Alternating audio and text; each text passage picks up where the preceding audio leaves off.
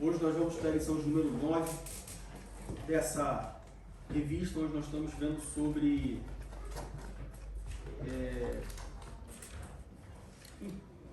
ideias mundanas, filosofias mundanas, atitudes que nós encontramos no mundo que destoam completamente do que a Bíblia fala sobre esses mesmos assuntos.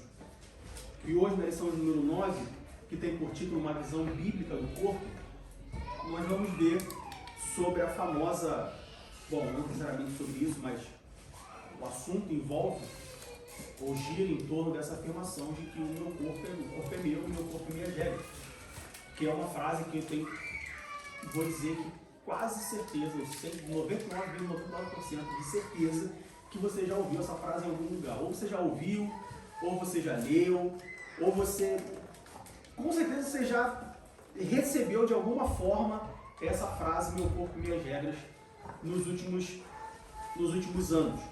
É uma ideia que tem crescido muito no meio dos jovens, começou no meio dos jovens, e a gente pode dizer que de certa forma natural, porque o jovem por natureza ele é questionador, o ser humano ele passa por uma fase onde ele começa a questionar as coisas, ele começa a questionar o status quo, seja influenciado por amigos, seja influenciado pela mídia, seja influenciado por alguém ou por alguma coisa, mas ele começa a questionar isso. Mas normalmente, ou teoricamente, esse questionamento deveria vir, subir, depois descer e ele entender que não é assim que funciona. Mas hoje, isso tem, apesar de ter começado no meio dos jovens, isso tem influenciado ou tem atingido todas as idades e tem permanecido. Então, o que antes era uma coisa de jovem, agora é uma coisa de jovem, passou de adulto, agora idosos também, crianças também. Você não pode tocar em mim, você não pode, eu decido o que eu quero fazer, eu decido o que eu quero ser e tudo mais. Então, nós precisamos falar sobre isso e a Bíblia, como sempre, ela fala sobre isso. Diego, então quer dizer que lá na carta de Paulo fala que o seu corpo não é seu e as regras não são suas? Óbvio que não. Mas é sempre importante a gente lembrar que a Bíblia ela fala sobre todos os assuntos, ela tem resposta para todos os assuntos que são relevantes para a nossa salvação. Esse é o primeiro ponto. Então você não vai encontrar na Bíblia quando os dinossauros morreram. Mas se fosse, porque não é relevante para a sua salvação. Porque se fosse relevante para a sua salvação, você pode ter certeza que você encontraria na Bíblia a resposta o dia exato da morte dos dinossauros.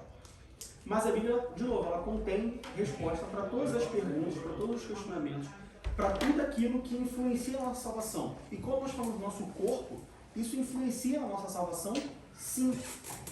Muita gente entende, nós vamos ver isso hoje, quando a gente for ver sobre a criação do ser humano, é de senso comum de que o ser humano ele é composto por três partes, vamos dizer assim, né? A tricotomia. O homem ele é formado por corpo, ele é constituído por corpo, alma e espírito. E muita gente entende, inclusive cristão, de que por eu ser formado por corpo, alma e espírito, e ser uma parte espiritual, ou seja, o espírito, que é o que me liga a Deus, então a alma e o corpo são apenas efeitos colaterais. A alma talvez influencie alguma coisa, como a gente vai ver, a alma é responsável pelas emoções, pelos sentimentos, mas o corpo é descartado, o corpo é desprezível, então o que o corpo vai fazer, o que vai acontecer, isso não me influencia em nada, principalmente porque Paulo fala muito sobre a carne é o corpo, então a carne eu tenho que matar a minha carne, e aí o corpo não vale para nada, e a gente vai ver isso, que não, o corpo ele vale sim. Talvez ele não valha o tanto quanto, ou ele não valha no mesmo, ele não tem o mesmo valor que o mundo dá para ele. Mas a Bíblia ela valoriza o corpo. Óbvio, o corpo é a criação da criação de Deus. E nada que Deus criou pode ser desprezado. Então a gente vai ver sobre a criação do ser humano. Tenho certeza que todos aqui conhecem passagem da criação, mas não basta, nunca é demais a gente rever como foi a criação do ser humano, a visão bíblica sobre a criação do ser humano. A gente vai ver sobre qual é a visão bíblica do corpo e contrapor isso com a visão mundana do corpo. E aí a gente vai discutir sobre esses assuntos. Tudo bem? Bom, nosso texto base se encontra em 1 Coríntios, capítulo 6, do verso 12 ao verso 20.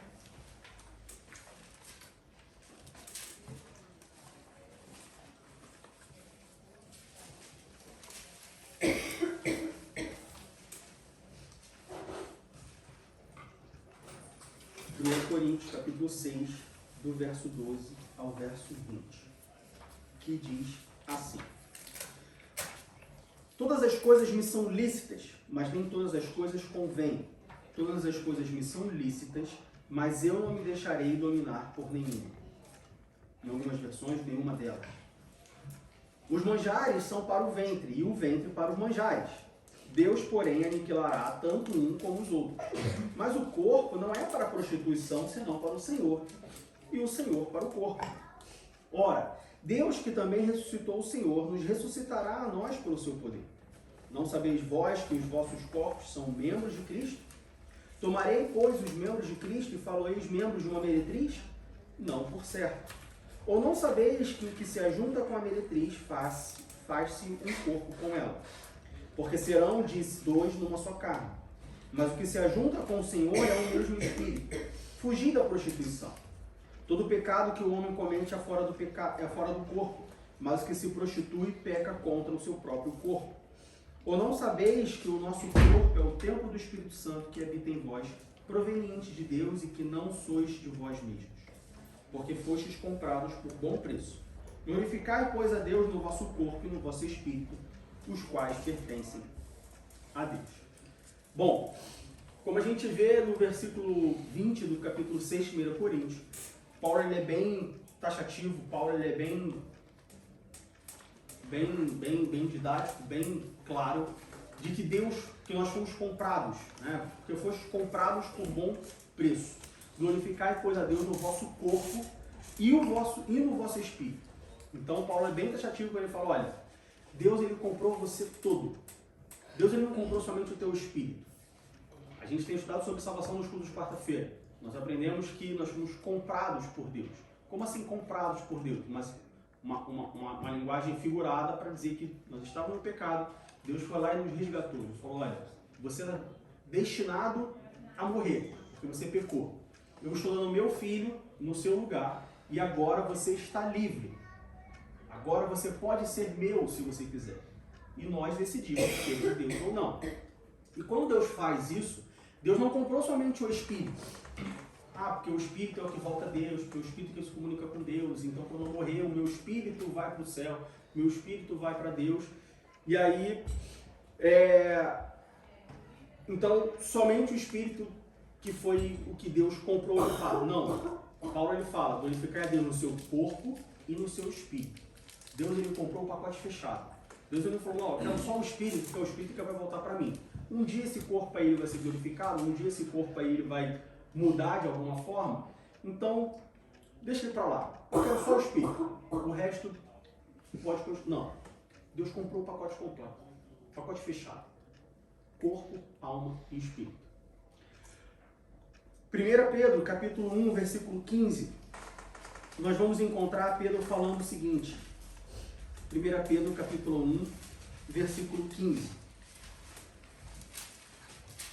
Nós vamos encontrar Pedro falando o seguinte.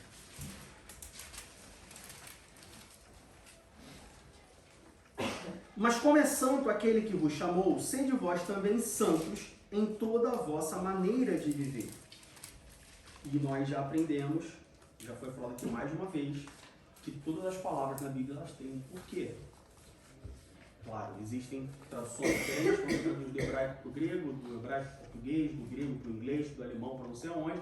Algumas coisas você perde na tradução. Mas, de maneira geral, e aqui a gente pode entender como uma delas, Pedro ele realmente quis falar, sejais santos em toda a vossa maneira de viver. Percebem que há também uma noção de completude.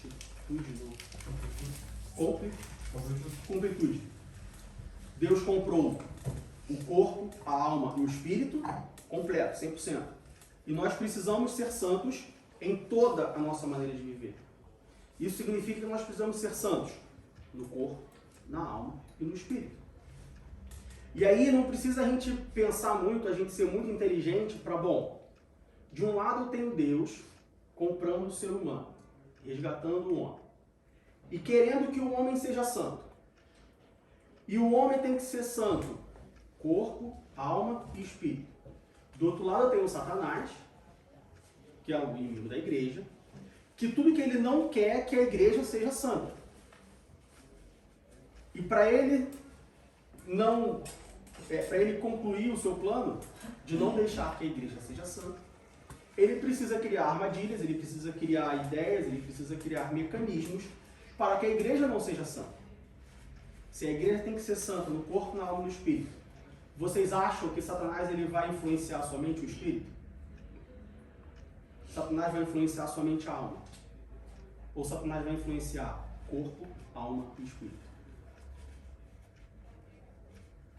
Da mesma forma como nós temos que ser santos, que nós fomos comprados, corpo, alma e espírito, nós temos que ser santos, corpo, alma e espírito.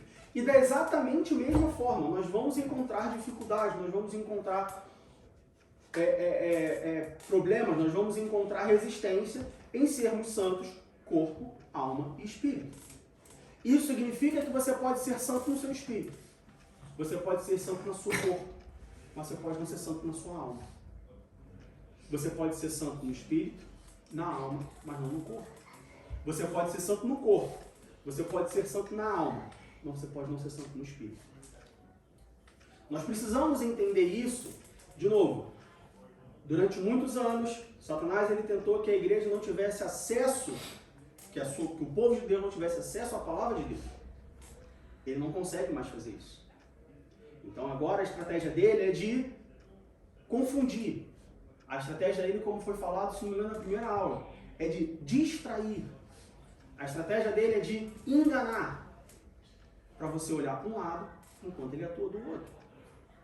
Nós precisamos entender isso para a gente dar o real valor sobre o que o corpo significa e como o corpo é parte integrante do processo de santificação na vida do crente.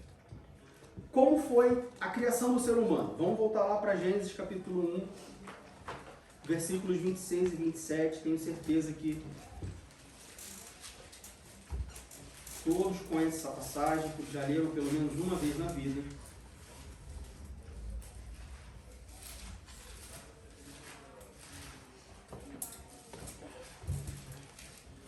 Gênesis capítulo 1, versículos 26 e 27 diz assim: E disse Deus: Façamos um homem à nossa imagem, conforme a nossa semelhança, e dominem sobre os peixes do mar, e sobre as aves dos céus, e sobre o gado, e sobre toda a terra, e sobre todo réptil que se move sobre a terra.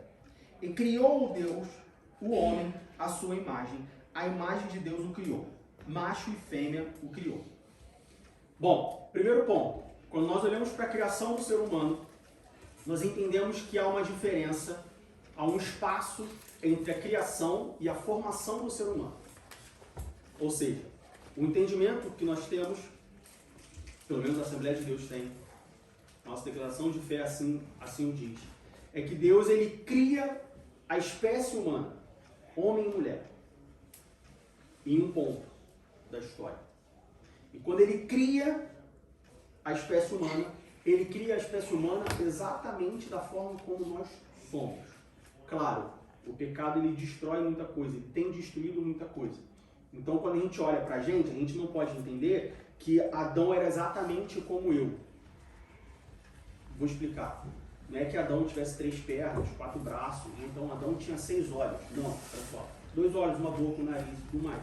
Só que do ponto de vista corporal, talvez Adão fosse mais baixo, fosse mais alto, enfim. O pecado, de alguma forma, ele mexeu em toda a criação humana. Mas o fato é que Deus ele criou a espécie humana, cientificamente conhecida como Homo sapiens. Ele criou o Homo sapiens.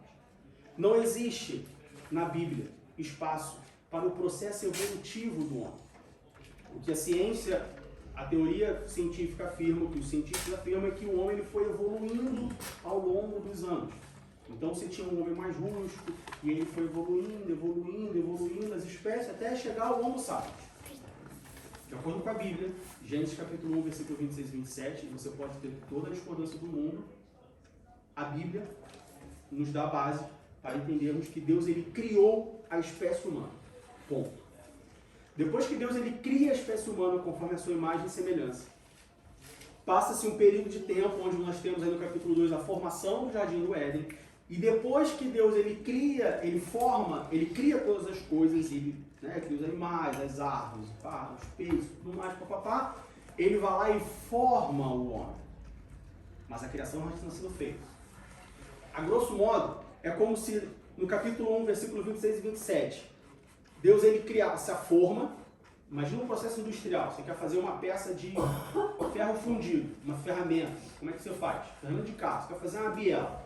Como é que faz uma biela? Os engenheiros, eles sempre falam, precisamos fazer uma biela, precisamos fazer uma peça tal, parafuso. Bom, a forma do parafuso vai ser essa. Tá, agora você pega esse molde, manda para a linha de produção e aí eles vão formar o parafuso. Vai colocar o ferro ali, vai colocar o forno, não sei o que, prende e tal, e vai sair o parafuso no final. Tenham mais ou menos essa ideia. Deus ele cria o homem, e quando ele cria o homem perfeito, ele cria o homem homo sapiens, não tem espaço para evolução. Não é que, não, Deus ele criou o homem de uma forma aqui, e aí ele vai chegar lá onde eu quero. Então eu vou criar um homem aqui, né, mais curvadinho, vou criar um homem aqui meio parecido com o macaco, é bom que já criou o macaco, então o trabalho vai ser pouco. Então eu só adapto o macaco para o macaco virar um homem, e aí na minha onisciência eu sei que lá daqui a alguns milhões de anos esse homem vai ficar do jeito que eu quero. Isso é antibíblico. Não faz sentido nós crermos nessa linha evolucionista de um Deus todo-poderoso. Deus seria um Deus preguiçoso. Deus seria um Deus desatento. Deus seria um Deus desleixado. E o nosso Deus ele não é desatento, preguiçoso e desleixado. Então Deus ele cria o homem, passou um período, ele forma o homem. E a Bíblia nos diz, lá no capítulo 2, no versículo 7, como que Deus formou o homem. Capítulo 2, versículo 7 diz assim: formou o Senhor Deus o homem do pó da terra, e soprou em seus narizes o fôlego da vida, e o homem foi feito alma vivente. Então, nós temos a criação da espécie humana, passado um período de tempo, nós temos a formação do homem, corpo, matéria. E a Bíblia nos diz que o homem foi formado do pó da terra. Mas por que o homem foi formado do pó da terra e não da folha das árvores? Não faço a mínima ideia.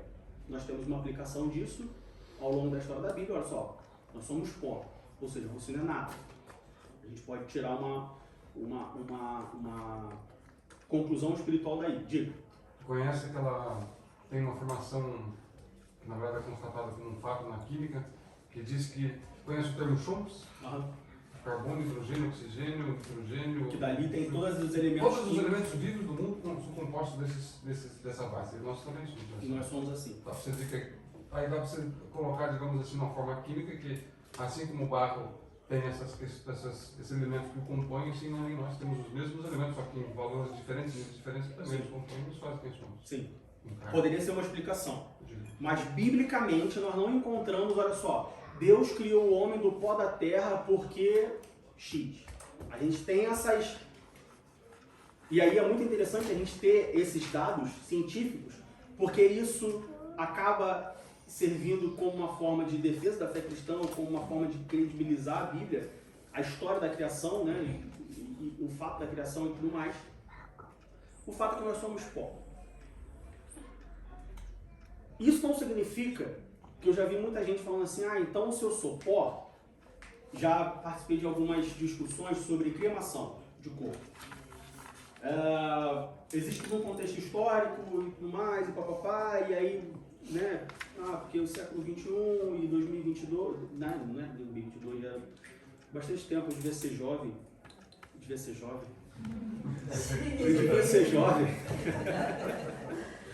E aí uma pessoa falou assim, porque eu acho que cremação não é legal para o cristão, porque a Bíblia fala que o nosso corpo será glorificado, que nós ressuscitaremos, e aí se não tem um corpo, então como que a gente vai glorificar? Como que a gente vai ressuscitar e ser glorificado? Aí alguém falou assim, não, mas também se eu perder a perna, então também quer dizer que eu não posso ressuscitar? E aí a discussão começou por essa linha, e uma pessoa falou assim, não, acho que a gente pode sim cremar, porque a Bíblia fala que nós viemos do pó e ao pó nós voltaremos, então se a gente cremar, a gente facilita o trabalho para Deus. Assim, a gente vai falar não sobre isso específico, mas como sempre digo, a Bíblia ela não é somente um livro de pode e não pode. A Bíblia é um manual de regra, fé e prática, então muitas das coisas não vai estar escrito na Bíblia. Faça ou não faça, pode ou não pode. Ela vai te dar uma ideia e você tem que, em cima daquela ideia, pensar e principalmente orar, e o Espírito Santo ele pode falar certamente de forma diferente ao meu e ao seu coração.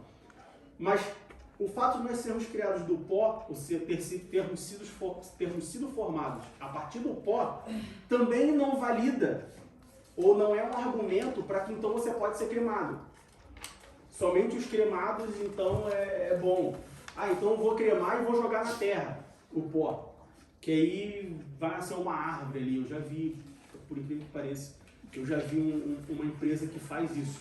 Ela pega o corpo humano e ela crema o corpo humano, não sei se crema especificamente, mas ela transforma o corpo humano em adubo. E aí planta uma árvore, e aí morre um ser humano e nasce uma árvore. Olha que coisa linda, maravilhosa. Acho que nasce um cactus, né? Aí, Pois é. Bom, a origem da raça humana. Deus, ele criou o homem Homo sapiens. Para nós, já passamos pela idade escolar, Homo sapiens. Não tem evolução humana. Deus, ele criou o homem assim, como nós somos. Exatamente como nós somos. Não tem processo evolutivo na criação. Segundo, Deus, ele cria o homem, ele forma o homem do pó. Na formação do homem, você consegue imaginar, vamos imaginar aqui Deus lá, bom, tá tudo criado, a árvore tá certo, o animal, pão, não sei o que, campo, luz, tá tudo bem.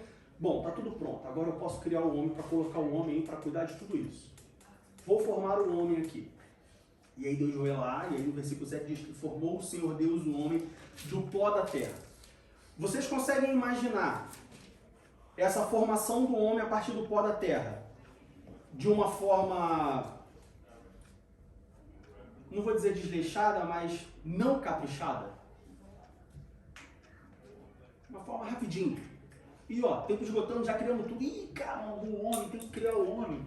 Quer dizer, tem que formar o homem. O homem está criado, não está formado. Ô, pó da terra, vira um homem aí. Ou Deus delegando, né? Vamos imaginar que Deus delegou. Jesus, estou ocupado aqui, criando aqui os boizinhos aqui. Jesus, forma um homem aí para mim. Mas Deus, a gente vai... Não, forma. Pode. Vocês conseguem imaginar a formação do homem de uma forma desleixada, de uma forma não priorizada, de uma forma corrida, de uma forma de qualquer maneira? Vocês conseguem imaginar um Deus formando o homem dessa forma? Eu não consigo. Quando Deus ele forma o homem, ele coloca não tanto quanto carinho, vamos dizer assim, do que a criação da humanidade, mas coloca até mais. Porque depois que ele criou o homem, ele fala assim, durante todos os dias da criação diz, e viu Deus que era bom. E no homem ele falou o quê? Muito bom. Então nós entendemos que o homem, ele é a coroa da criação. Tudo era bom. O homem foi muito bom. A imagem dele. Se você vai criar alguma coisa... Eu sou um artista. Eu vou criar algo que represente a minha imagem. Eu vou criar a minha última obra. Imagina que eu sou um artista renomado. Eu sou Michelangelo. Pegue o seu artista favorito. Qualquer área. Não. Agora, depois de X anos de carreira, de tantas obras criadas, eu vou criar uma obra que vai me representar. Eu vou criar uma obra onde as pessoas vão olhar para essa obra e vão me ver. Eu vou criar isso de qualquer maneira? Eu vou criar isso de qualquer forma? Eu vou criar isso? Vou fazer essa obra de qualquer... Não, tem uma maré para parar aqui, está meio assimétrico aqui, e aí vai dar tudo certo. Não, pessoal. Aonde eu quero chegar? Deus ele se preocupou em formar um homem. Apesar disso daqui ser corpo, isso aqui ser carne, isso aqui ser matéria, apesar disso aqui apodrecer, estou com 37, que eu vivo até os 90, apesar disso aqui apodrecer daqui a 53 anos, a ponto de não existir mais, porque como nós sabemos só fica o osso no final das contas. Deus ele colocou, ele investiu um tempo nisso. Então, nós não podemos, de maneira nenhuma, tratar o nosso corpo como algo descartável. O nosso corpo tem valor. Investiu-se um tempo no nosso corpo. Deus ele se preocupou em formar o nosso corpo. Deus ele se preocupou em fazer eu e você do jeito que nós somos. Ah, mas eu queria ser mais magro, eu queria ser mais gordo, eu queria ser mais alto, eu queria ser mais baixo, eu queria ter o pé menor, eu queria ter o nariz maior, eu queria ter a orelha mais para frente, eu queria ter um olho mais esbugalhado. Deus se preocupou em formar você do jeito que você é. Isso deve ser um ponto de partida para o nosso estudo. Porque lembra que nós temos que santificar corpo, alma e espírito? Lembra que nós temos que glorificar a Deus no nosso corpo e no nosso espírito? Como que eu vou glorificar a Deus no meu corpo se eu acho que o meu corpo é cheio de falhas? Ah, Diego, mas o meu corpo é cheio de falhas. Então você culpa o pecado, não a Deus. Então você culpa Satanás, não a Deus. Porque Deus, ele criou perfeito. Ele criou perfeito e falou, pronto, tá tudo pronto, tudo perfeito. Aí o homem foi lá e falou, não, mas eu acho que eu não conheço tudo que eu tinha que conhecer. Vou comer o fruto para conhecer o bem e o mal. E aí desandou tudo. Nós, como cristãos, ou alguns de nós temos a tendência de culpar a Deus pelas coisas. Mas Deus não tem culpa. A culpa é do pecado. O que nós precisamos fazer é culpar o pecado, nos distanciar do pecado e voltarmos a Deus, que foi quem criou tudo perfeito, inclusive o nosso corpo. E por que eu estou falando tudo isso? Porque quando nós nos esquecemos a forma como nós fomos criados, o nosso corpo, é quando nós começamos a dar brecha para as ideias humanas de mudar o corpo, de rejeitar o corpo.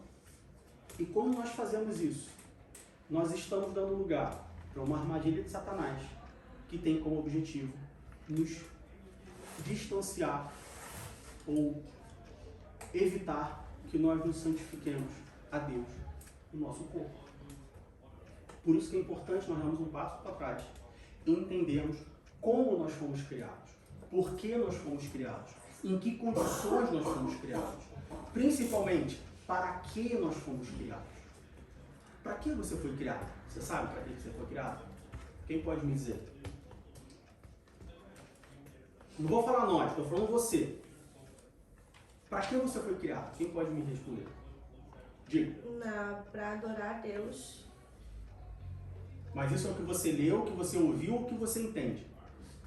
É uma pergunta pessoal. É o que eu li. É o que você leu. Agora, você. E aí, se não quiser responder, não precisa. Responde no seu coração. Quando você olha para dentro de você, quando você chega no espelho de manhã, você acorda, aquela espreguiçada, né? Alguns fazem um alongamento, um gole de água quente, porque disseram que água quente de manhã em jejum emagrece, né? E vazia o bucho. Aí você olha no espelho. E aí você se pergunta, para que eu fui criado? O que você responde? A resposta para essa pergunta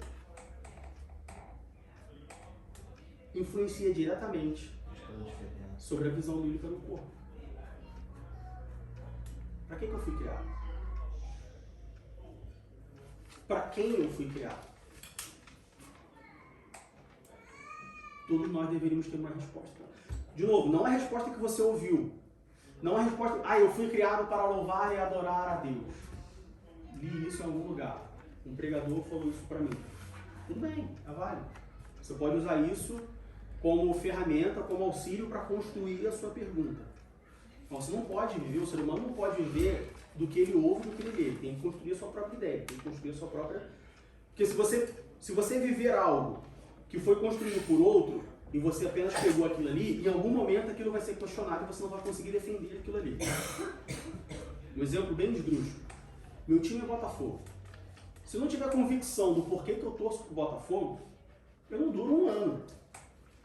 Porque em algum momento eu ia falar, por que você torce pro Botafogo que não ganha um título há 25 anos? E eu vou falar o que é pra essa pessoa? Então eu preciso ter a convicção dentro de mim, a formação da minha opinião. Eu torço para o Botafogo por causa de... É assim na vida inteira. Por que você usa um terno azul, meu irmão? Porque minha esposa me deu de presente. Tá, mas... Não, eu gosto de azul porque... Eu estou de terno azul porque eu gosto de azul. Eu acho que o azul combina comigo. Por que você foi criado? E aí, de novo, não responda essa pergunta porque eu ouvi, porque eu li, porque eu... Não. Por que você foi criado? Isso vai definir a sua visão bíblica do corpo. Isso vai influenciar na santificação do seu corpo. Aleluia. Lá em Gênesis, capítulo 6, versículo 3.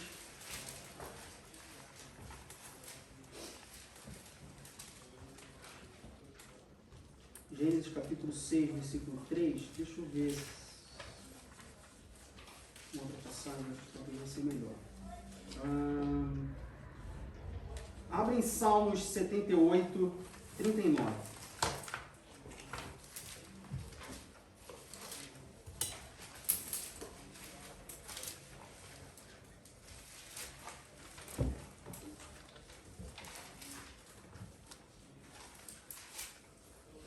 Porque se lembrou de que eram carne, um vento que passa e não volta. Aqui está falando de Deus, que Deus se lembrou que nós éramos carne. Então Deus se lembrou que nós somos corpo. Diego, mas carne é uma coisa, corpo é outra. Nós somos matéria. Tá? De certa forma a gente é carne. Você come, eu como carne, eu vou comer carne no almoço, está comendo um corpo. Né? Todo mundo aqui não é mais criança. Se você comer uma carne de boi, alguém teve que morrer, é carne. Então nós somos carne. A diferença é que a gente não come carne humana. Pelo menos alguns. Ou a maioria. Mas, quando a gente vai lá, por exemplo, para 2 Coríntios, capítulo 4, versículo 16. 2 Coríntios, capítulo 4, versículo 16. Não tem versículo 16. 2 Coríntios. Tem 4,16 tem. 2 Coríntios 4,16 diz assim: por isso não desfalecemos, mas ainda que o nosso homem exterior se corrompa, ou seja, ainda que o corpo se corrompa, ainda que aquilo do homem que está para o lado de fora se corrompa, o interior, contudo, se renova de dia em dia. Bom, então primeiro Deus se lembrou que nós éramos carne, Deus se lembrou que nós éramos corpo, físico. Tá, então o homem ele tem um corpo, ele tem uma carne, ele tem um invólucro, ele tem uma embalagem. Aí aqui Paulo fala em 1 Coríntios 6,16 que ainda que o nosso homem exterior se corrompa, tá, então ainda que a minha carne se corrompa, ainda que meu corpo se corrompa de alguma forma, nós temos ainda o interior que se renova de dia em dia. Tá? Então o homem agora é composto de duas partes. Ele tem o exterior, o corpo, e ele tem o interior que é alguma coisa. O que é essa coisa do interior? Vamos lá para Hebreus capítulo 4, versículo 12. Hebreus 4, 12. Que vai dizer assim: porque a palavra de Deus é viva e eficaz, e mais penetrante do que qualquer espada de dois gumes. Dois gumes é dois lados cortantes. Né? E penetra até a divisão da alma e do espírito, e das juntas e medulas, e apta para discernir os pensamentos e intenções do coração. Bom, então, o ser humano ele é composto por um lado exterior, uma parte exterior e uma parte interior. A parte exterior nós já vimos na Bíblia que é o nosso corpo, é a nossa carne, né? O nosso exterior. A parte interior, nós vemos aqui em Hebreus que dizendo que a palavra de Deus ela é mais penetrante do que uma espada de dois gumes, ou seja, dois lados cortantes, porque ela penetra até a divisão da alma e do espírito. Alguém aqui já viu uma alma? Alguém aqui já viu um espírito? Podemos então assumir e afirmar que a alma e o espírito faz parte do lado interior do homem? Todo mundo certo até aí? Estou falando, olhando para mim agora falando, tipo, Diego, você está gastando 10 minutos falando sobre isso, eu já sabia. Construir um pensamento. Então nós temos o homem dividido em exterior e interior. O exterior é o corpo, o exterior é a carne. Nós vimos isso na Bíblia em 2 Coríntios. O interior, a alma e o espírito. Nós estamos vendo isso em Hebreus. O homem, ele é biblicamente comprovado de que ele é composto por corpo, alma e espírito. Qual é o papel do corpo? Quem pode me dizer? Qual é o papel do corpo, pessoal? O que o nosso corpo faz? Levantar, comer, trabalhar. Levantar, comer, trabalhar, né? Pendurar a roupa. Corpo. O que a alma faz? Qual é o papel da alma? A nossa consciência, né? Nosso Sentimento. mente, que faz a gente entender que a gente existe. É a origem das nossas emoções.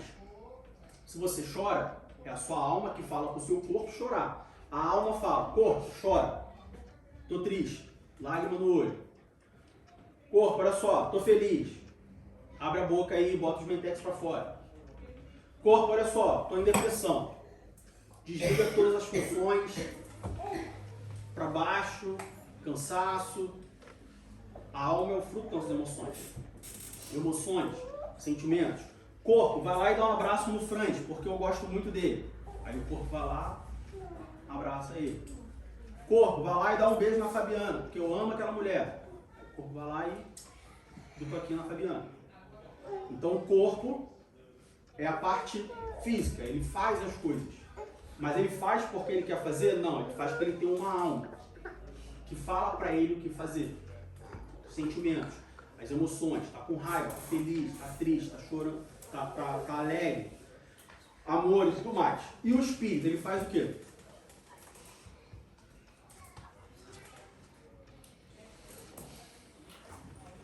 O que o espírito faz? Liga o homem de Deus.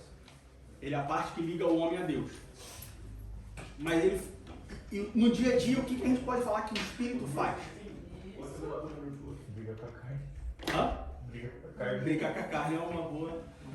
É a parte integrante do trabalho do espírito.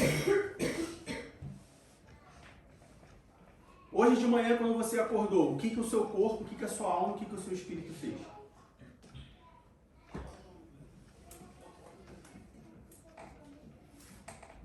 Ninguém?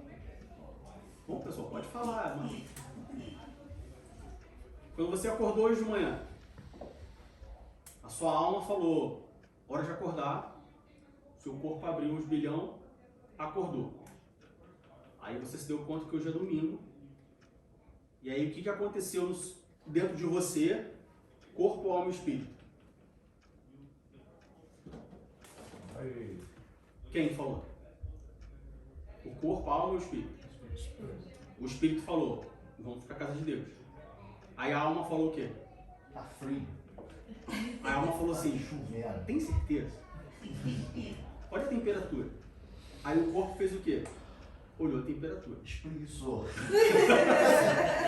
O corpo deu aquela leve enferrujada, pã.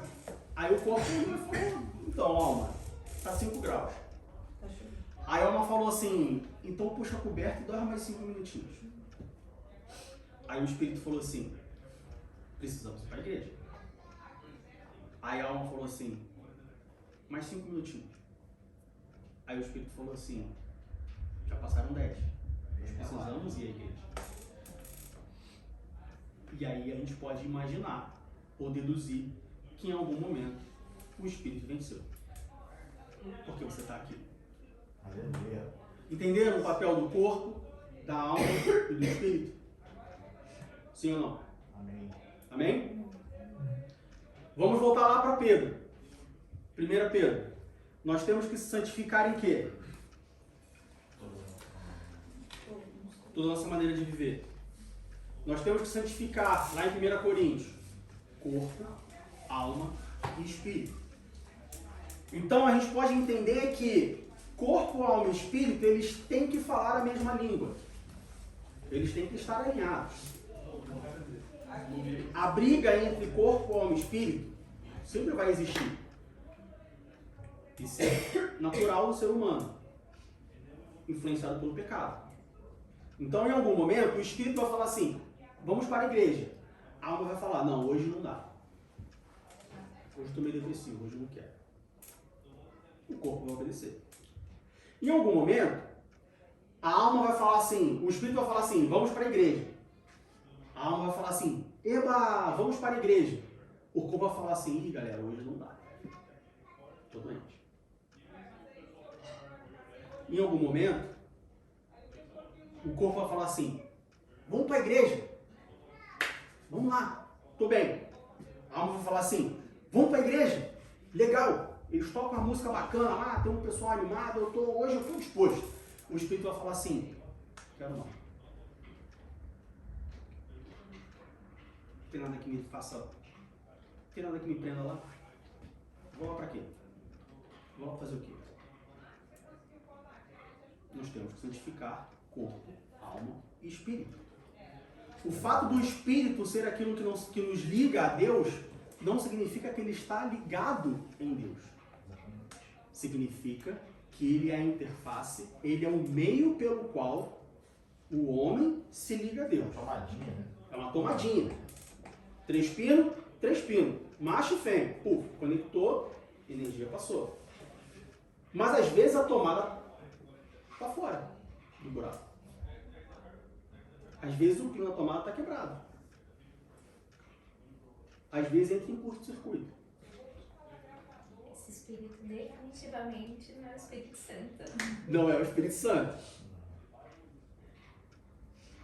Bom, lá em Romanos capítulo 7, mas Diego, por que assim, Diego? Você passou aí meia hora falando da criação, que Deus criou perfeito, e papapá, pipipi, popopó.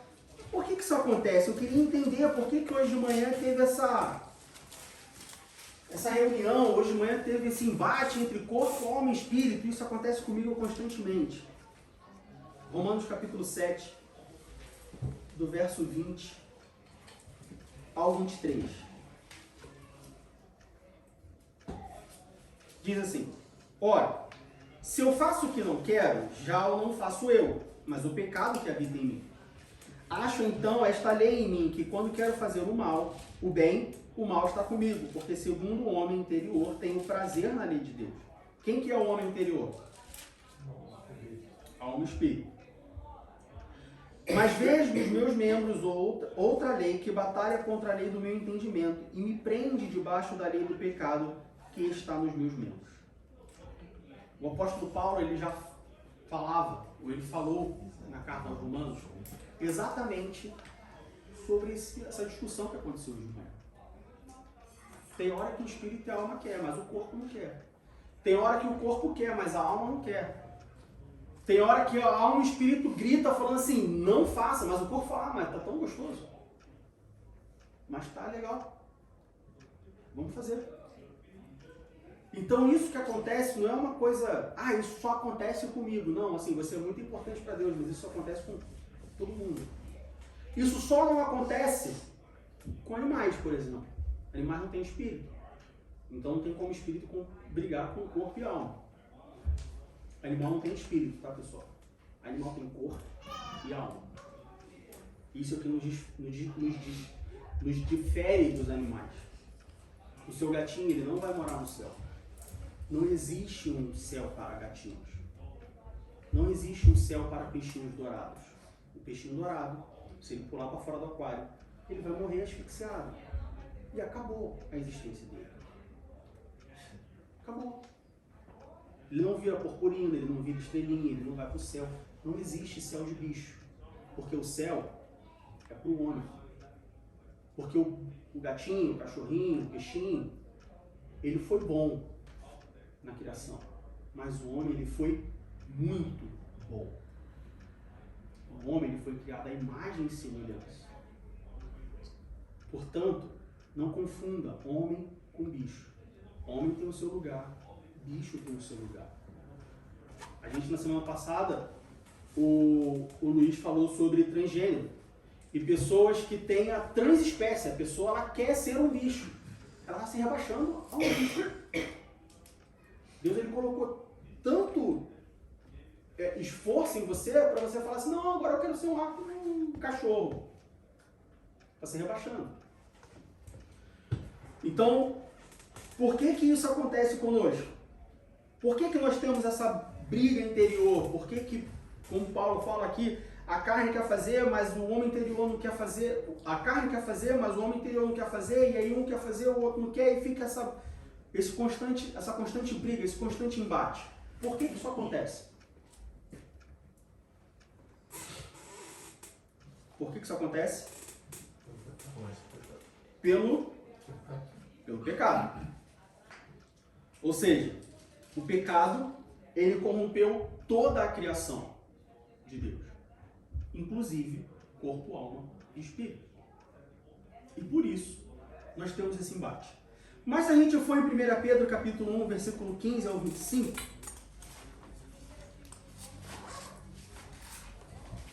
1 Pedro capítulo 1, do 15 ao 25.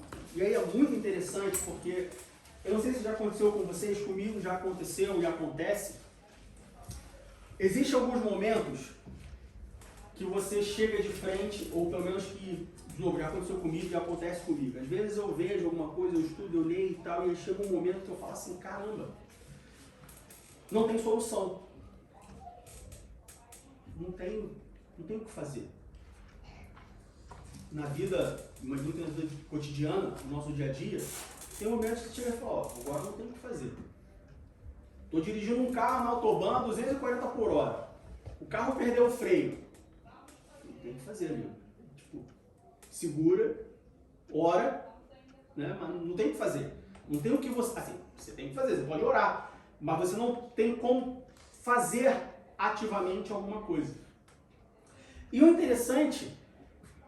E isso por quê? Porque você não consegue, humanamente, pensar em todas as hipóteses. Você pode cobrir o máximo possível, né, de opções, de possibilidades e tentar, de alguma forma, prever o que vai acontecer. Mas você não consegue prever 100% o que vai acontecer.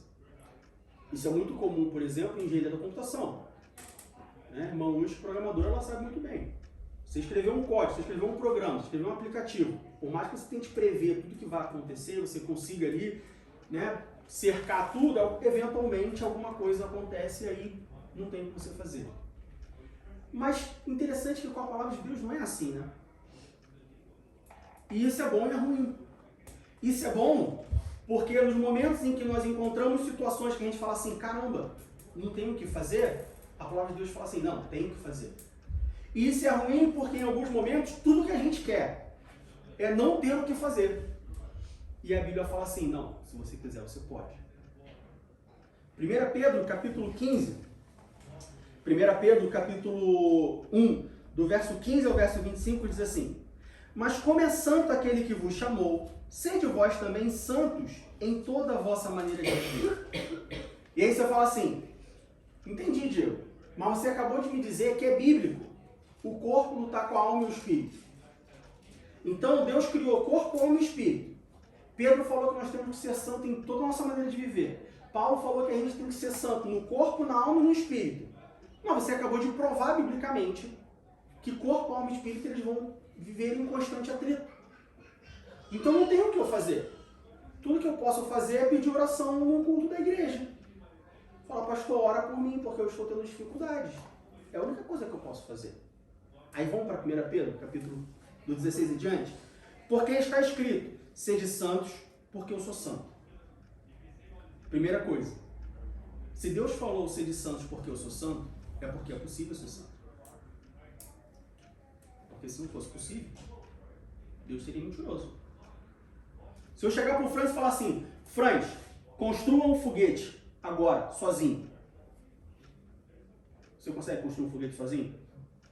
Então eu estou jogando em cima dele um fardo, eu estou jogando em cima dele uma missão, eu estou jogando em cima dele uma tarefa que ele não consegue fazer. Vocês conseguem imaginar Deus chegando para o homem e falando assim, sede santos, porque eu sou santo. Sede, verbo imperativo. Todo mundo aqui estudou na escola. Verbo imperativo é uma ordem. Sede santos. Não é se você conseguir, se você quiser, se você puder, de vez em quando. Não, sede santos. Não é seja meio santo, não é seja 50% santo. Sede santos, porque eu sou santo. Se Deus falou, sede santos, porque eu sou santo, então a gente consegue ser santo. Possível é. Pode não ser fácil, mas é possível.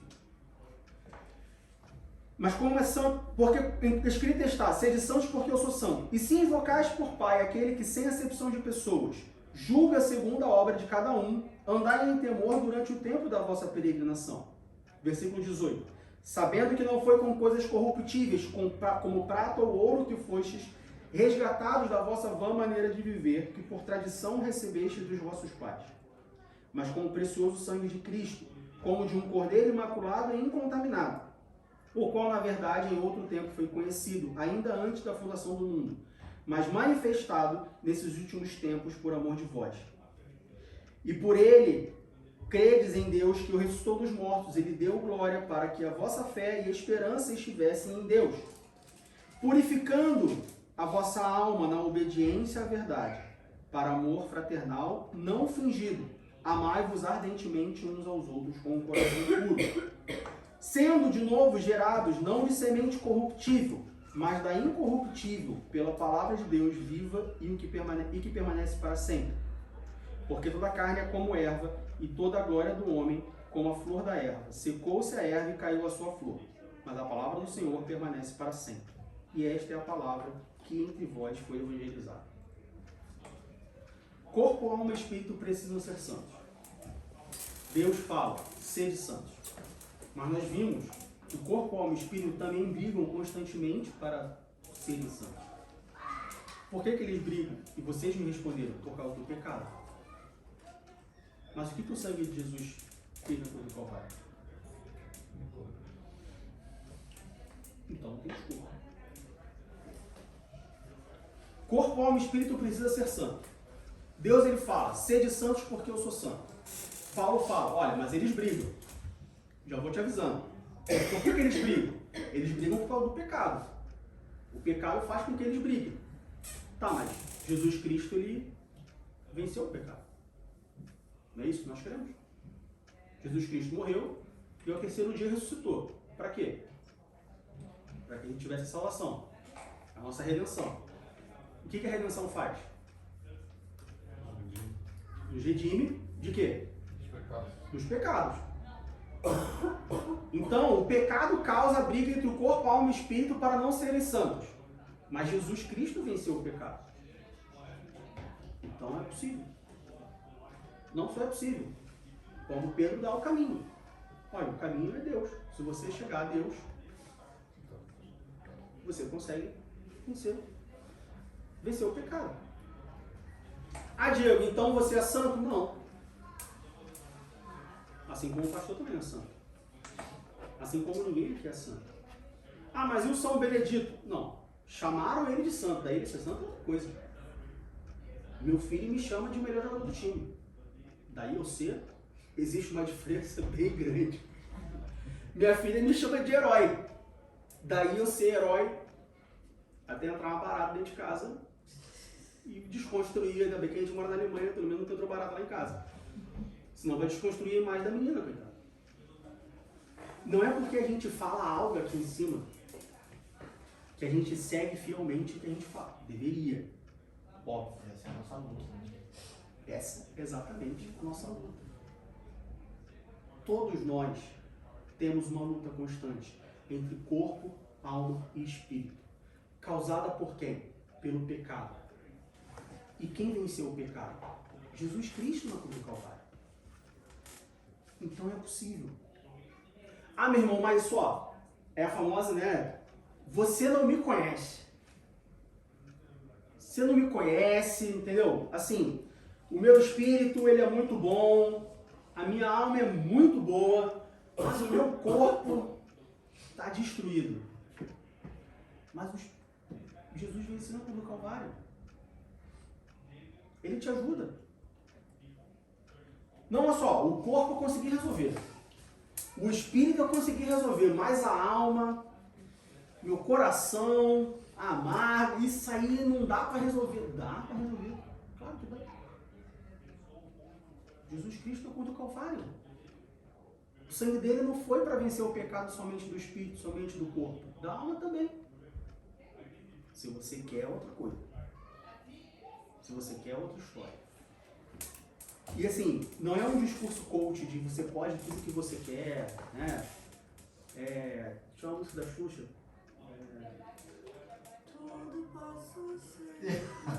É isso aí. Tudo que eu quiser, o cara lá de cima vai me dar isso aí. Ontem à noite a gente tava brincando lá, o Fernando tava me zoando por causa disso. O cara falou, cara, tu lembra das músicas? Foi criado na igreja, mas lembra de uma música assim, né? Que a gente tem essa brincadeira em casa, ela fala alguma coisa e eu completo, tipo assim, sei lá, a gente tá conversando, ela fala assim, tudo que eu quiser, eu falo, o cara lá de cima vai te dar, eu fico completando a música cantando. E ela ficou me zoando. Não é um discurso coach, olha só, tudo que você quiser, o cara lá de cima vai te dar, você pode todas as coisas, porque não é impossível. Não, olha só, tem coisas que você não pode. Eu não posso ser jogador de futebol. 2 joelhos ferrados. Eu não posso ser piloto de Fórmula 1, meu pai pode, é salariado. Então nem tudo que você quiser, você vai poder. Mas vencer o pecado, seu corpo, a sua alma e seu espírito, isso você pode. Não sou eu que estou falando, é a Bíblia. Porque a Bíblia me diz que o meu corpo, a minha alma e o meu espírito precisam ser santificados. Que eles foram, que eles brigam, que eles têm um atrito entre eles de não quererem ser santificados. E que isso acontece por conta do pecado. E ela diz que o Jesus Cristo que eu sirvo, que eu aceitei, e aí é interessante a gente falar assim, no versículo, a gente destacar aqui, no versículo 25 diz, a palavra do Senhor permanece para sempre, e esta é a palavra que entre vós foi evangelizada. Uma das coisas que a gente aprende em hermenêutica bíblica nesse último ano é que todos os termos devem ser interpretados. Existe um discurso gigante do 15 ao 25, ao 24. No 25, Pedro fala assim, esta é a palavra de Deus que te foi evangelizada. Quando você assinou o contrato, falando assim, Deus, a minha vida eu entrego a ti, está escrito isso aqui. Você concordou com esses termos. E não é letrinha pequena não, está na Bíblia. Você não leu, aí é ignorância sua. Mas corpo, alma e espírito devem ser santificados. Corpo, alma e espírito brigam para não serem santificados por conta do pecado. Mas o Jesus Cristo que você aceitou, o sangue dele, vence o pecado. Ou seja, se nós não nos santificamos, a culpa é nossa. 100% nossa. Ah não, a culpa é do pecado. Não, a culpa é do pecado. Porque Jesus venceu o pecado. Então a culpa não é do pecado. A culpa é minha. Eu que rejeito Jesus Cristo, eu que rejeito a ação de Jesus na minha vida para me purificar do pecado. O pecado pode ter começado. E como de fato começou. Mas em algum momento Jesus chegou e falou assim, pecado, se ele estiver comigo, você não tem acesso a ele. E eu escolho não ficar com Jesus. E aí o pecado tem acesso a mim. Diga. Exatamente esse gancho que você levantou, né? De quando a gente estudou sobre a mordomia do corpo, a mordomia da alma e a mordomia do espírito. E aí a gente aprendeu naquele trimestre que a nossa alma se alimenta através do que o corpo vê. Exatamente. Ouve, né? Vê e ouve. E o nosso corpo, ele demonstra o que a nossa alma está cheia. Então, assim, considerando que sempre haverá conflito entre espírito, alma e corpo, porém, tem muita gente, isso aqui eu não estou querendo entrar no extremismo, tá? Nem de super santarrão e carnudo, né? Como é o não estou querendo entrar nos extremos, mas de uma forma temperada. Tem muita gente que quer santificar o espírito, por exemplo, mas ele passa a maior parte do tempo dele, ou da semana, digamos assim, sem pelo menos botar a mão na Bíblia, sem pelo menos orar. O que eu quero dizer com isso? Que se meu corpo, a minha carne, ele repete que minha alma está cheia, e eu só passo meu dia inteiro só vendo porcaria, só ouvindo porcaria, só no meio de porcaria, eu estou enchendo minha alma disso. Aí é lógico que quando o meu espírito, que eu como cristão, tá com o Espírito de Deus, meu espírito vai falar assim, vamos à igreja, aí a alma fala assim, mas sabe aquele negócio da TV que você estava vendo? Pô, aquilo ali está muito mais interessante, né? Isso ali está muito melhor. Então assim, nós como cristão, nós temos que ter essa noção. É o que eu quero dizer. Não estou falando aqui de que na minha casa, então, só passa mensagem de louvor o dia inteiro. Não. Nosso amado professor deixou claro que nenhum de nós somos santos, né? E nós vemos outras coisas, ouvimos outras coisas. O problema é quando, tipo assim, o meu único contato com Deus é quando eu venho à igreja. Exatamente. Aí isso dificulta muita coisa. Nesse caso, então, por exemplo, assim, a gente percebe que o corpo e a alma podem nos levar a pecar, né? Mas o espírito, ele pode nos levar a pecar, por ele ser pronto. Existe uma briga entre alma e espírito, né? Como o próprio espírito, ele saiu de Deus. Não, mas aí esse espírito não é o espírito de Deus, é o teu espírito. O espírito de Deus se comunica com o teu espírito que alimenta a alma e o corpo. Porque Deus, ele soprou o espírito da vida, né? Então, Mas quem soprou o espírito dele. O teu espírito, o espírito de Deus, o espírito de Deus. tá. Só que espírito não pode falar com o corpo. Entendi. A alma não pode falar com o espírito. O espírito só fala com o espírito. Uma confusão de espírito. Então o teu espírito, ele fala com o espírito de Deus. Mas o teu espírito pode falar com outro espírito, o que a irmã Carol falou. O teu espírito pode falar com outro espírito. E aí, se ele falar com outro espírito, entendeu? Pegando esse gancho, entendemos a origem do ser humano, corpo, alma, espírito, santificação. Mas é difícil, mas eles brigam por causa do pecado e Jesus venceu o pecado. Então estamos no mesmo ponto de que temos que santificar corpo, alma e espírito. E que é possível santificar corpo, alma e espírito desde que nós estejamos próximos de Jesus Cristo, próximos de Deus. Podemos afirmar que estamos todos no mesmo ponto? Sim? Não? Balançou para frente concordando, balançou para o lado duvidando. Na verdade, se a gente não concordar com o que você está falando, a gente está desacreditando o que a Bíblia fala. Nós vimos na Bíblia. Se a gente está desacreditando o que a Bíblia fala, não é nossa fé. De novo. Então quer dizer que eu sou santo? Eu não sou santo, tá, pessoal? Tenho os mesmos problemas. Hoje de manhã, 5 graus, a alma falou. Mais 5. O corpo também falou, porque eu falei com a Fabiana mais 5 minutinhos. Pergunta ela se não falei mais 5 minutinhos. Mas o espírito falou. Ih, não. Tu tem uma aula para dar 10 horas. Quer queira ou quer não, tu tem que estar lá. Então, nós vimos, o Vinícius falou, na Bíblia nós vimos isso. Agora, uma visão bíblica do corpo, eu quero pegar esse gancho. Quem pode me dizer... Não vou fazer pergunta, não. Vou dar um exemplo. Vamos lá. O corpo é a parte externa do ser humano. Ou seja, o corpo é aquilo que as pessoas veem. O corpo, né, é o que as pessoas veem. O corpo é como você se manifesta, o corpo é como você se mostra, o corpo é como você se vende, o corpo é como você fala assim, olha, sou eu. McDonald's. Vamos imaginar que o McDonald's é um ser humano. E aí a gente vai pegar 2 McDonald's diferentes. A gente vai pegar o McDonald's. Tem um McDonald's, não sei se vocês têm a oportunidade de ir lá, que fica na cidade do Porto, que é considerado o McDonald's mais bonito que existe. Depois você procura McDonald's Porto, você deve encontrar uma foto dele. E ele fica num prédio antigo, bem antigo, então tem aqueles vitrais e tal, aquela coisa bem portuguesa assim. Assim, é bonito. Então, o mais bonito do mundo talvez, depende, é bem subjetivo. McDonald's bonito. Você olha assim, é um prédio bonitão e tal, isso aqui. E a gente tem o McDonald's ali da Alexanderplatz. Aquele dentro da estação, que é só uma portinha. Agora vamos imaginar que o McDonald's é uma pessoa, tá? A fachada do McDonald's é o corpo, é o externo, aquilo que você vê. Os funcionários do McDonald's são a alma. É aquilo que interage. Fala com você e tudo mais, se comunica. E a comida do McDonald's é o espírito. Quando você passa por um McDonald's bonito, bonitão, modernoso, não sei o que, facilidade de vidro, brinquedinho, pintado na porta e tal, não sei o que. Aquilo te fala assim, caramba, lugar legal.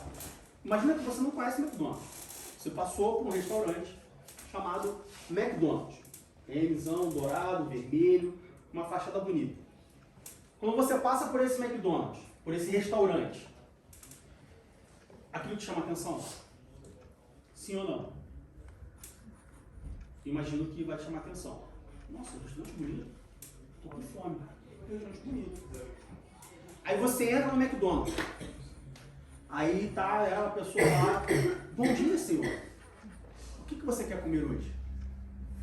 Sorrisão, na internet. Aí você fala assim, bem tratado, senhor, ninguém nunca me chamou de senhor.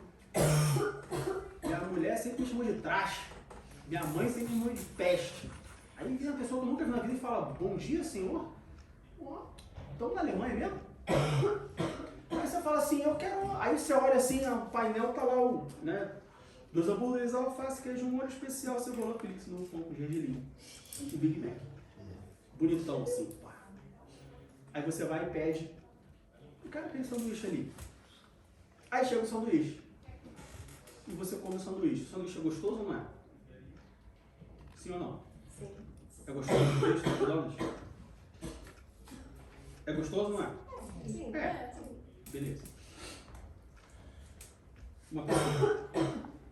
Agora vamos para outra pessoa. Vocês já ouviram falar numa hamburgueria chamada Burger Master? Já ouviram falar? Aqui em Berlim? Burger Master. Vocês já foram eu não vou saber falar, peço ajuda dos universitários. Schlichtenstort. É isso? Exatamente. Esse negócio aí. Embaixo dessa estação, não exatamente embaixo, mas um pouquinho pro lado, tem um Burger Master, que dizem que foi a primeira unidade desse restaurante, dessa hamburgueria. Que era um banheiro. Os caras pegaram um banheiro, toalete, WC. Eles pegaram um banheiro, e aí tem toda uma história, papapá, não sei até até o ponto em que é verdade ou não, mas era um banheiro, eles pegaram um banheiro e fizeram uma hamburgueria. Você chegar lá, não é um McDonald's modernoso, vidro, é um banheiro, uma janela, uma portinha, tudo pichado, tudo bagunçado, tudo sujo, não sei o quê. Se eu passar por ali, vai dar vontade de você de parar e falar, tá aí, vou comer um hambúrguer aqui. Sim ou não? Não. Por quê? Sujo, feio. Mas se você for lá, você falar assim, bom dia, porque não vão te dar bom dia, você tem que falar bom dia, queria fazer um pedido. Dependendo da pessoa, a pessoa pode falar bom dia, o que você quer. Dependendo do dia, se você começar a falar inglês,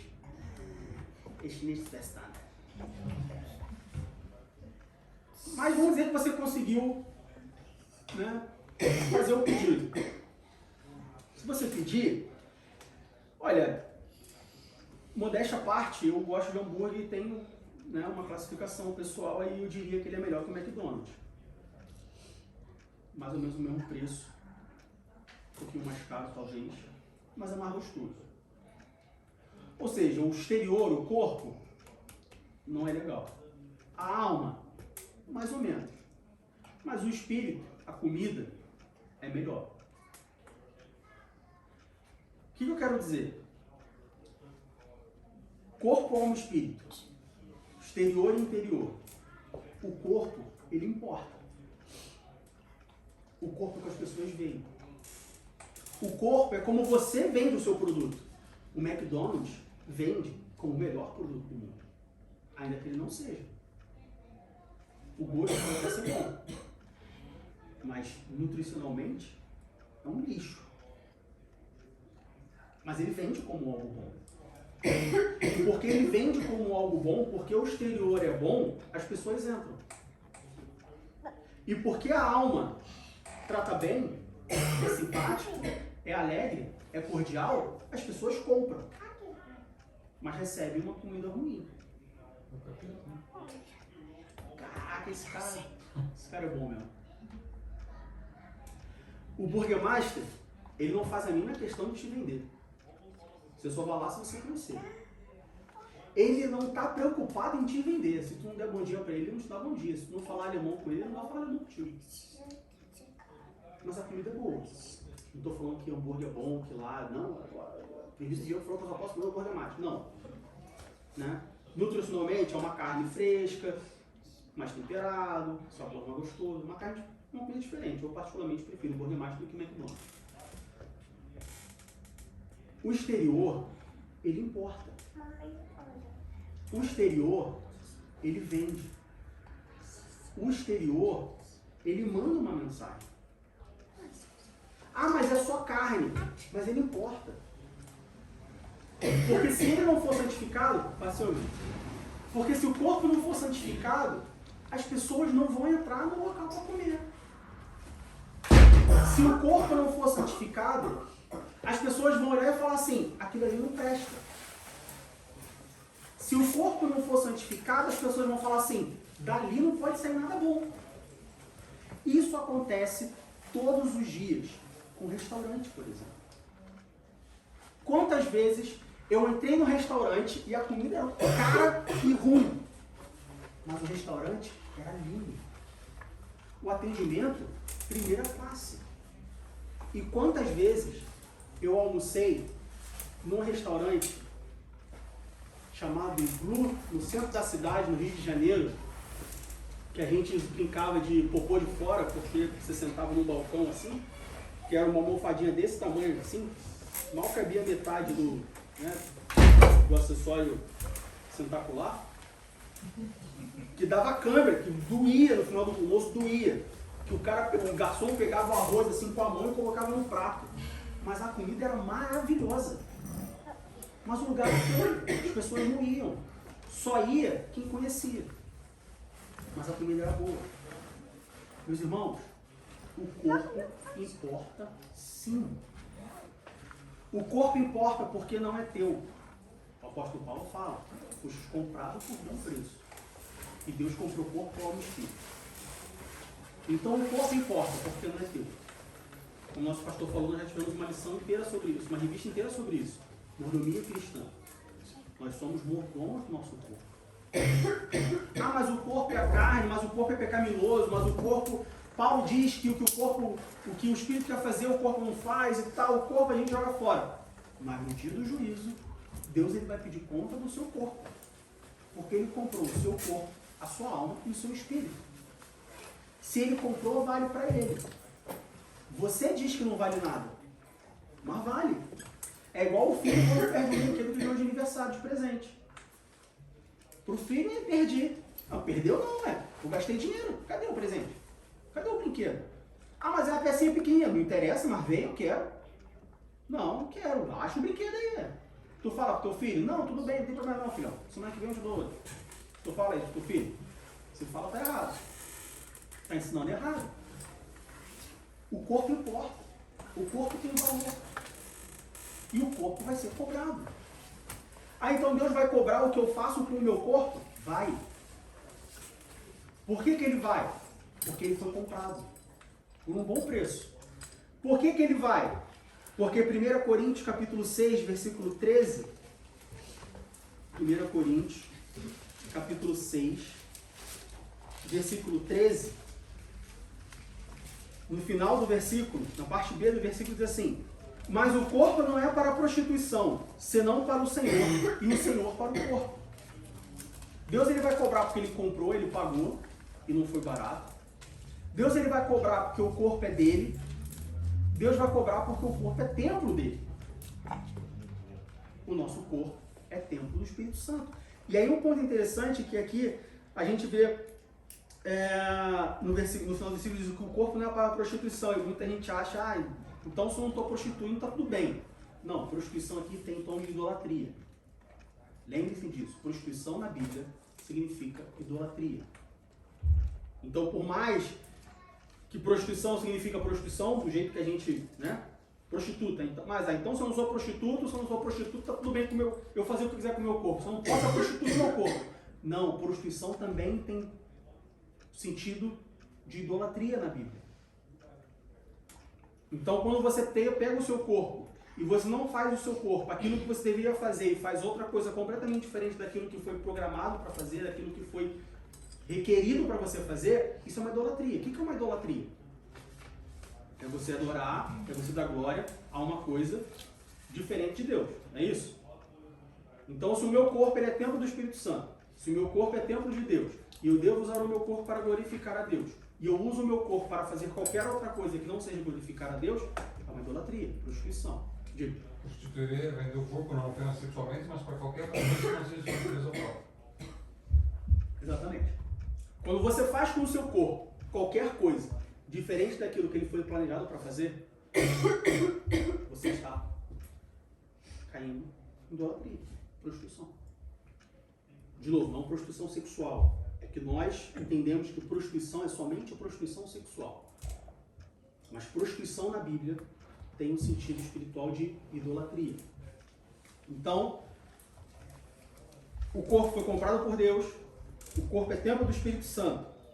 E Hebreus, 1 Coríntios, capítulo 6, versículo 14 diz: Ora, Deus que também ressuscitou o Senhor, nos ressuscitará a nós pelo seu poder. O nosso corpo, ele será glorificado. Nós estamos estudando sobre isso nas quartas-feiras. Uma das etapas da salvação, a etapa final da salvação, assim a gente pode dizer, é a glorificação do nosso corpo. Ou seja, quando Jesus voltar para buscar a sua igreja, a Bíblia diz que nós seremos levados ao céu, nossos corpos serão transformados, nossos corpos serão glorificados. Como que vai ser essa transformação? Como que vai ser essa glorificação? Não sei. Me pergunte se você vai ressuscitar com asa, com auréola, não sei. Douradinho, prato, não faço ideia.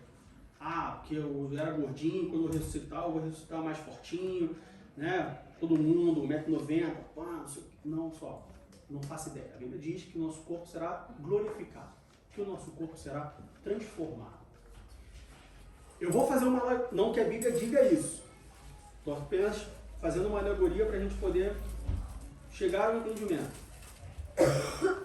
Imagina que temos ali 4 pessoas para ressuscitar. Aí Deus chega e fala assim: pessoal, acorda aí, levanta que vocês estão indo para o céu. Faz a fila indiana aí que eu vou glorificar o corpo de vocês agora. Aí vem a pessoa normal, você, glorificado, pum, vai, pode ir. Aí chega o segundo, coitado, que não tinha uma perna, sofreu um acidente de carro, perdeu a perna. Aí você, tá sem a perna? Não, peraí. Essa perna aqui, vai, glorificado, pronto.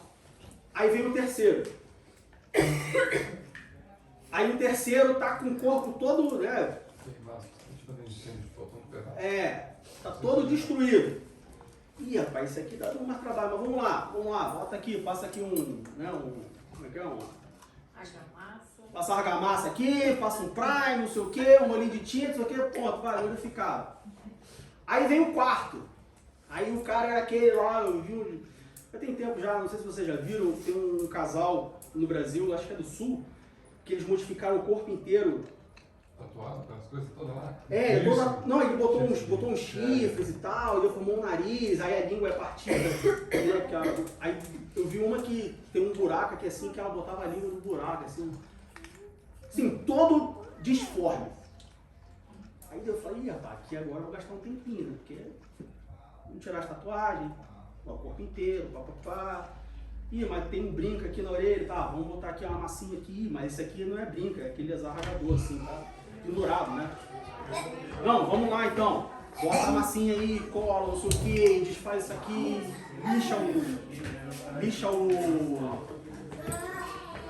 lixa o chifre, e aí pega a língua, dá ponto na língua, não sei o que, papapá, pronto, agora tá como eu criei, vai, glorificar.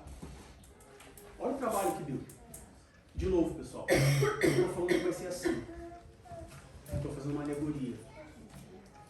Diego, então quer dizer que se eu colocar um brinco na minha orelha, Deus vai demorar 2 milissegundos a mais para me transformar, porque ele vai ter que tampar o buraco da minha orelha, porque no céu eu não vou entrar de brinco. Não estou falando isso.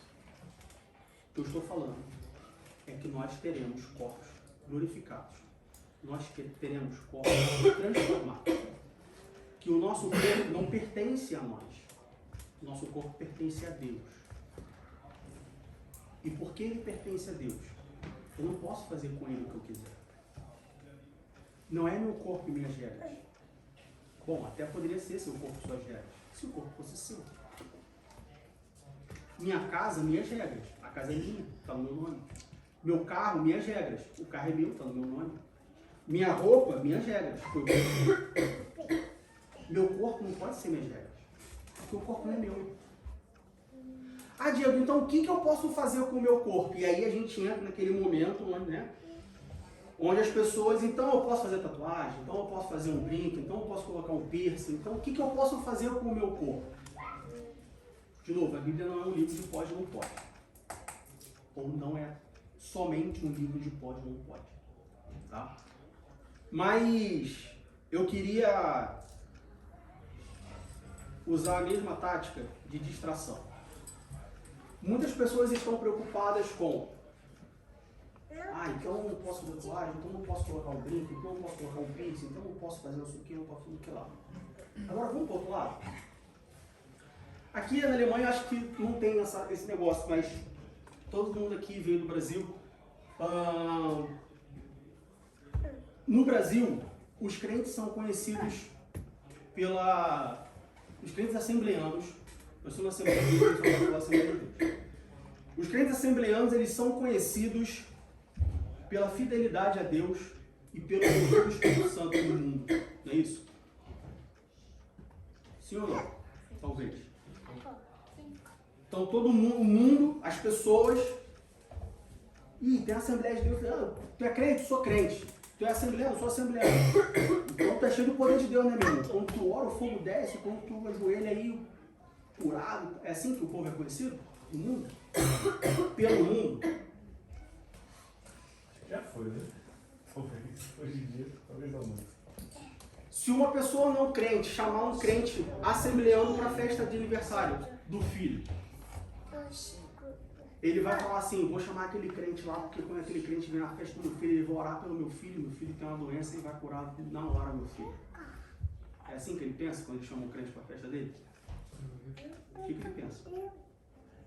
Uma razão para chamar o crente? Não, quando a gente Acho que fala ele vai ter, se o cara é um ímpio, ele vai ter razão para não chamar o crente. Por quê? Porque professa uma palavra que não quer ouvir. Entendi. Geralmente uma pessoa... É diferente. Tá, vou ser mais explícito então.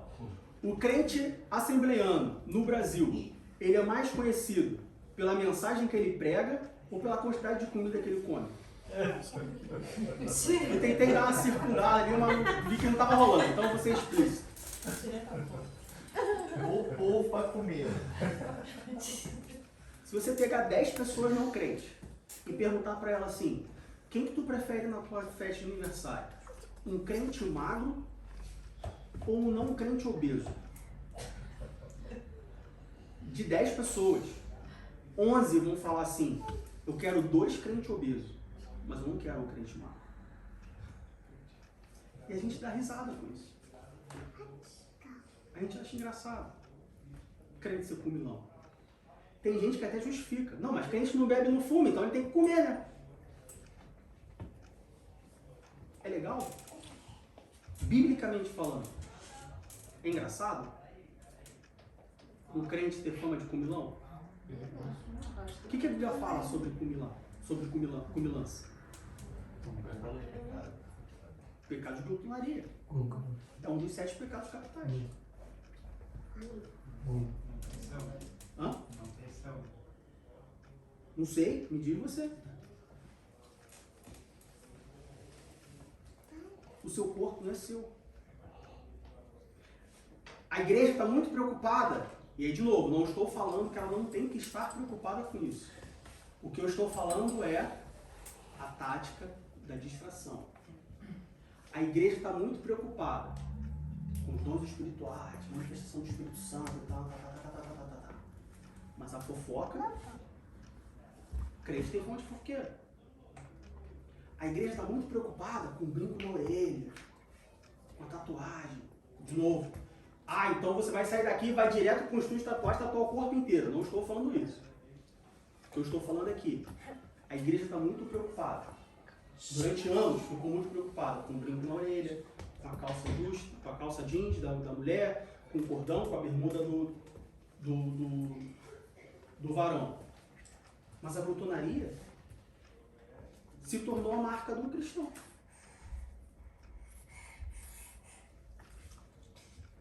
Distração. Técnica de distração. Você não pode fazer com o seu corpo o que você quer. Vamos sair do âmbito desse âmbito. E aí, a gente vai começar com as mulheres, mas hoje homens também. Cirurgia plástica. Há algumas semanas uma mulher morreu porque ela foi fazer uma lipoaspiração no joelho, teve alguma complicação lá e morreu. A gente tem um monte de mulher cristã que faz cirurgia plástica. De vários tipos. Desde correção do nariz até abdominoplastia. Que é literalmente você cortar a barriga, esticar e costurar de novo. Eu já vi a cirurgia, a Fabiana queria fazer, eu vi a cirurgia e falei, você não faz nem... Tá doido, mano. Você vai no YouTube, você coloca a cirurgia, é uma coisa absurda. As pessoas fazem. Ah, Diego, ainda bem que você me avisou, porque eu tava com uma marcada para amanhã, já vou ligar para desmarcar. Não, olha só, a Bíblia não é só um livro de pode ou não pode. Eu não estou falando que você não pode fazer. Eu não estou falando para você não fazer. Eu estou falando que o seu corpo não é seu.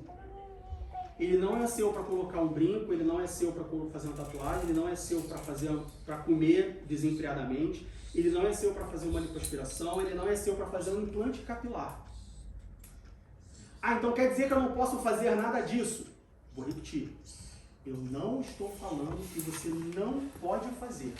A Bíblia não é só um livro de pode e não pode. Paulo é bem explícito quando ele fala no versículo 12. Todas as coisas me são lícitas, mas nem todas as coisas me convêm. Todas as coisas me são lícitas, mas não me deixarei dominar por nenhuma delas. Por que você quer fazer um implante capilar? E aí todo mundo olha pro pastor. Extremamente deselegante. Vinícius também, eu também estou começando aqui, né? Aqui atrás está começando. Por que eu quero fazer um implante capilar? Porque eu quero cobrir aqui para no inverno não sentir muito frio? Ou porque eu me sinto menor ou menos importante do que os homens que têm muito cabelo? Ou porque eu quero ter um cabelão, porque eu quero aonde passar eu, né, dar aquela... quebrar o pescoço, dar aquela jogada assim, as mulheres olham e falam, caramba, olha esse homem, olha esse cabelo. Ô homem, esse cabelo lindo, maravilhoso, setoso, brilhoso. Por que você quer fazer um implante capilar? Por que eu quero fazer uma lipoaspiração? Porque eu sou preguiçoso, ao invés de fazer uma dieta, eu quero, né, poder comprar roupa M. Porque eu quero, quando eu sentar, o busto não cair em cima da calça e ficar, né, aquela coisa gigante, feia. Ou porque eu quero ir na praia, um sunguinho, coçar a barriga e a mulher fala assim, cara, que homem. Ah, esse tanque lá em casa, eu lavava a roupa a semana inteira. Por quê? Por que você quer fazer? Pra que você quer fazer? Pra quê? Ah, eu quero fazer uma cirurgia bariátrica. Pra quê?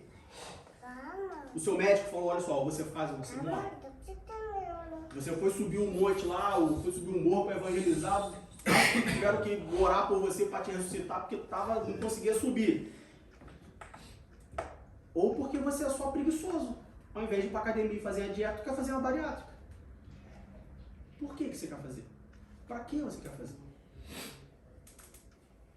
De novo, não saia daqui falando assim, o presbítero falou que eu posso fazer algo ou que eu não posso fazer algo. Não estou falando que você pode ou você não pode.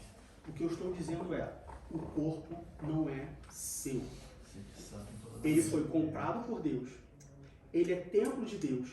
E ele vai ser reutilizado por Deus para a transformação. Não que ele precise, mas os nossos corpos serão glorificados. Está faltando uma perninha? Deus vai lá e coloca a perninha em você, não tem problema. Mas o corpo não é seu, então não é meu corpo, minhas regras. Eu faço com o meu corpo aquilo que eu quero, aquilo que eu bem entender. Não. O seu corpo não é seu.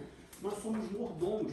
Só que o ser humano ele tem uma dificuldade, o homem ele tem uma dificuldade de entender que ele não está acima de todas as coisas. O homem ele é a coroa da criação, mas ele não está acima de todas as coisas. Principalmente o homem cristão. O homem que eu falo, natureza humana, tanto homem quanto mulher. Nós somos mordomos de Deus. Diego, por que tu fez um implante capilar lá em 2023? Não, Deus, é porque eu tava começando a ficar carequinho aqui, sabe como é que é, né? Aí sentia muito frio na cabeça, não gostava de botar touca porque apertava, eu botei um cabelinho para dar uma esquentadinha. Ah, tá, entendi. E por que tu colocou o brinquinho na orelha lá em 2007? Não, Deus, é porque todo mundo na escola tava colocando, né? Aí eu tinha que colocar também, senão fazia parte do grupo. Todas as coisas me são lícitas, mas não me deixaria de usar como uma delas. Colocou um brinco na orelha porque todo mundo tava colocando quando era adolescente, e aí tu queria colocar um brinco para participar do grupo? Para fazer parte do grupo do mundo? Por que você fez isso, meu filho? Por que tu não foi para a palavra de Deus? Por que não se foi pregar o evangelho para eles? Tudo bem você fazer, mas precisava você fazer? Será que fazia parte disso? Será que era... Como é que tá isso? Por que você fez uma tatuagem no rosto aqui, cara? O que aconteceu? Você deu um rosto tão bonito. Um rosto grandão, como é que tá isso? Pô, por que você fez uma tatuagem aqui, cara? Não, Deus, eu queria assustar o meu adversário. Não precisava, tu tava com um soco nisso, tu derrubava ele. Precisava fazer uma tatuagem. Aí agora tu se converteu, as pessoas olham pra você, a última coisa que elas pensam é que você é um pastor. Tá com a cara tatuada aqui desse tamanho. As pessoas, como é que tá se converte? Alguém tem dúvida do que eu estou falando? Estou conseguindo ser claro? A Bíblia não vai te dizer se você pode ou não fazer alguma coisa. Em alguns momentos. Em alguns momentos, o que for para a sua salvação, ela vai falar, faça. Por exemplo, ela diz, sede santos. Porque eu sou santo. Em toda maneira de viver. Agora, se você pode fazer algo ou não, se eu posso colocar um brinco, se eu posso fazer tatuagem, se eu posso pintar o cabelo, se eu posso... Porque aí começa, né? Barba, que nem a Assembleia de Deus, até há pouco tempo atrás, ou em algumas igrejas até hoje, barba não pode. O pastor não pode ter barba, mas o pastor pode pintar o cabelo. Não posso pintar o cabelo de azul, mas pode pintar, a loura pode pintar o cabelo de louro. Se a pessoa for loura, o cabelo começa a ficar branco, aí ela pinta o cabelo de louro, faz luzes. Quando aparecer o cabelo branco. Mas de azul não pode pintar. Não pode usar peruca, mas pode usar dentadura. Não pode usar peruca, não pode usar dentadura. E aí? Vocês estão entendendo a técnica de distração? Enquanto eu estou aqui preocupado, distraído pelo inimigo, um monte de coisa está passando. Olha que incoerência. Uma mulher não pode usar uma peruca. Tem um câncer, vai fazer um tratamento de quimioterapia. Uma mulher fica muito fragilizada, nesse momento todo mundo fica, mas a mulher especificamente ela fica fragilizada. Não pode colocar uma prótese de silicone. Não pode colocar uma peruca. Mas usa dentadura. E aí? Aí tem um buraco no dente, poderia colocar uma coroa. Mas gasta 10 mil no implante. Lixa os dentes para colocar lente, para ficar bonito. Para que esse aqui outro dente bonito? Você quer fazer, você faz. Não estou falando que você não pode fazer, mas de novo. 1 Coríntios capítulo 6, versículos 12 e 13. Todas as coisas me são lícitas, mas nem todas me convêm. Todas as coisas me são lícitas, mas eu não me deixarei dominar por nenhuma delas. O seu corpo não é seu. Você não pode fazer o que você quiser sem ter que dar satisfação a ninguém. Você vai ter que dar satisfação a Deus do que você fizer. Então, você quer fazer, você faça. Ninguém vai te impedir. Ninguém vai chegar para você e falar assim, porque eu... Mas lembre-se que o seu corpo não é seu. Um dia você vai ter que dar satisfação daquilo que você fez com o seu corpo. Para o dono dele. O que você vai falar? Cabeça, é isso. Não procura na Bíblia. Não, o pastor faz, então eu vou fazer. O presbítero fez, então eu vou fazer também. Porque todo mundo faz, então eu faço também. Tá. No dia do julgamento, no dia que você sentar lá no tete a tete com Deus, Ele vai te perguntar o porquê que você fez. Você vai ter que explicar. E eu acho que eu fiz porque todo mundo fazia não é uma explicação muito boa. Entende? Isso envolve não só brinco, tatuagem, implante, cirurgia plástica. Isso envolve comida. Diego, por que tu comia 2 hambúrgueres ao invés de 1? Diego, por que tu pediu um hambúrguer duplo com batata e refrigerante? Não podia ser um hambúrguer simples, com batata à vontade? Diego, por que tu comia pizza, hambúrguer e refrigerante todo dia? Diego, por que tu comia fritura? Você já parou para pensar nisso? Deus perguntando para você assim, sei lá, imagina que a pessoa morreu com 50 anos de idade, infarto fulminante, as veias estavam mais entupidas do que bueiro no Rio de Janeiro. Aí Deus chega para ela e fala assim, mas já 50 anos? Tu estava programado para viver até os 90, me servir até os 90, até botei aqui, ó, que com 90 anos já está subindo um monte aí e tal. Por que você veio parar aqui agora? Não, Deus, tive um infarto aí no meu carro, não sei o quê. Porque o senhor fez a minha veia muito fina, aí me entupiu. Tua veia entupiu com 50? Por que, rapaz? O que aconteceu com a tua veia entupiu com 50 anos? Ah, sabe como é que é, né? KFC é bom demais. É que na tua época, na época de Jesus não tinha KFC, por isso que ele não te contou. Mas hoje em dia tem o KFC, frango frito, é uma delícia. Mas precisava comer todo dia? Nosso corpo não é nosso. Isso envolve alimentação, exercício, cirurgia plástica, tatuagem, brinco, piercing, seja lá o que você quiser fazer. O seu corpo não é seu, você vai dar conta de tudo. Pode ter certeza, você vai dar conta de tudo, porque você é um mordomo. E quando o dono do lugar chegar, quando o dono do seu corpo chegar, ele vai pedir, fala, e aí, o que tu fez com o tempo que eu te dei? O que tu fez com a saúde que eu te dei? Com o corpo que eu te dei? O que tu fez com a igreja que eu te dei? O que tu fez com a família que eu te dei? O que tu fez com o filho que eu te dei? Ele vai pedir conta de tudo. Então, todas as coisas me são lícitas, mas nem todas me convêm. Todas as coisas me são lícitas, mas não me deixarei dominar por nenhuma delas. Isso inclui também comida. E aí eu estou falando muito da comida, parece que eu estou olhando nada. Tá falando da comida. Não, eu estou falando da comida para não falar das outras coisas, porque a gente fica só geralmente nas outras coisas. E as pessoas esquecem coisas básicas que a gente faz todos os dias.